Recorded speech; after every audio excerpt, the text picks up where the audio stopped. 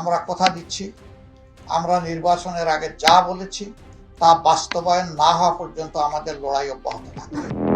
সারাদিন স্বচ্ছ পরিবেশ দেখানো হয়েছে, সারাদিন পরিস্থিতি শান্ত রাখা হয়েছে, কিন্তু ভোট গণনার সময় মূল সময়টায় যা করার তাই করে দেওয়া হয়েছে।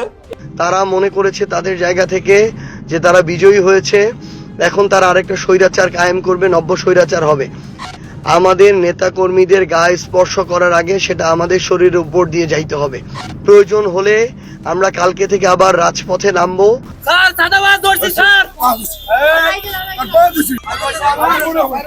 ডক্টর ইউনূসের অবৈধ নির্বাচনে বিএনপি জয়ী হওয়ার পর সারা দেশ জুড়ে চাঁদাবাজি, লুটপাট এবং জামায়াত আওয়ামী লীগ নেতাকর্মীদের উপর অত্যাচার শুরু করেছে। নামমাত্র দেশের কয়েকটি জায়গায় আওয়ামী লীগের কেন্দ্রীয় অফিস খুলে দিলেও এর আড়ালে চলছে তাদের গুম, খুন সহ নিশ্চিহ্ন করার পরিকল্পনা, যার ফলে এবার বৈষম্য বিরোধী ছাত্র আন্দোলনের অন্যতম সমন্বয়ক সার্জিস আলম সহ জামায়াতের আমির ডক্টর শফিকুর রহমান বিএনপির বিরুদ্ধে আন্দোলনের ডাক দিলেন। তাই দেশের বিভিন্ন জেলায় জামায়াত এবং আওয়ামী লীগ একত্রিত হয়ে বিএনপি নেতাকর্মীদের উপর ঝাঁপিয়ে পড়েছে।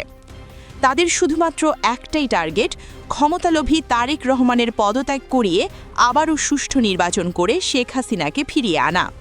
মোর সবখানেই শুধু মানুষের উপস্থিতি, তবে এখনো পর্যন্ত আমরা কোনো ক্ল্যাশ দেখিনি।